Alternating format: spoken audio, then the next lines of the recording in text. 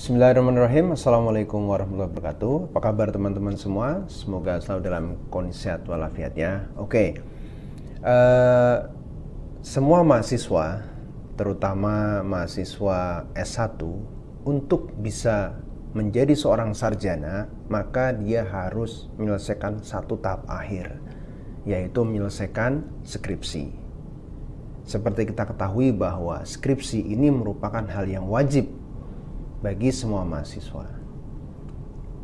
Skripsi ini merupakan salah satu bentuk dari karya ilmiah yang menggunakan bahasa Indonesia yang baku dan juga dengan ragam bahasa ilmiah. Akan tetapi, tidak jarang dijumpai sejumlah mahasiswa menggunakan bahasa yang tidak baku, bahasa lisan, bahasa omongan, kemudian ditulis. Oleh karena itu, tidak jarang juga setiap mahasiswa banyak sekali bolak-balik dalam bimbingan, dicoret-coret oleh dosen bimbingnya hanya karena penggunaan bahasa yang salah atau yang tidak tepat untuk peruntukannya. Oleh karena itu, dalam video ini saya akan mengulas bagaimana sih kaidah-kaidah bahasa yang digunakan untuk penulisan skripsi. Simak sampai selesai, oke? Kaidah yang pertama, bahwa bahasa yang digunakan dalam bahasa skripsi adalah harus baku. Artinya, bahwa struktur bahasa yang digunakan sesuai dengan kaidah bahasa Indonesia yang baku, yaitu baik mengenai strukturnya, kalimatnya, pilihan katanya atau istilah yang digunakan, dan gaya penulisannya harus sesuai dengan kaidah ejaan.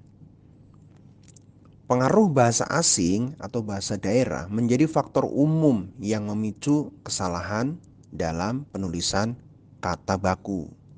Tabel berikut adalah contoh kata baku serta yang tidak baku yang sering menjadi kesalahan umum dalam penulisan artikel ilmiah atau skripsi. Tabel berikutnya adalah contoh dari kalimat yang baku dan tidak baku. Juga silakan pause jika perlu. Selanjutnya, mengenai penggunaan kata asing yang sering memicu produksi bahasa yang tidak baku, masalahnya adalah apakah kita tidak boleh menggunakan bahasa asing dalam penulisan skripsi berbahasa Indonesia? Jawabnya tentu saja boleh, sepanjang kata tersebut tidak memiliki padanan kata dalam bahasa Indonesia. Penulisannya pun harus disesuaikan dengan pedoman umum ejaan bahasa Indonesia, yakni kata berbahasa asing ditulis dengan huruf miring. Berikut adalah contoh kesalahan penulisan ilmiah yang mengandung istilah dari bahasa asing.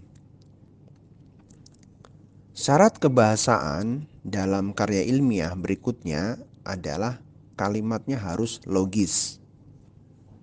Atau kaidah kedua ini harus logis. Menurut Kamus Besar Bahasa Indonesia, kalimat artinya perkataan, logis artinya sesuai dengan logika, benar menurut penalaran atau masuk akal. Kita sering mendengar atau membaca contoh-contoh kalimat logis dan tidak logis. Walaupun jarang menimbulkan kesalahpahaman, tapi jika ditelaah lebih dalam, maknanya menyimpang dari maksud pesan yang sebenarnya yang ingin disampaikan oleh penulis. Berikut ini adalah contoh-contoh kalimat logis dan tidak logis dalam penggunaan sehari-hari. Silakan pause jika perlu ya.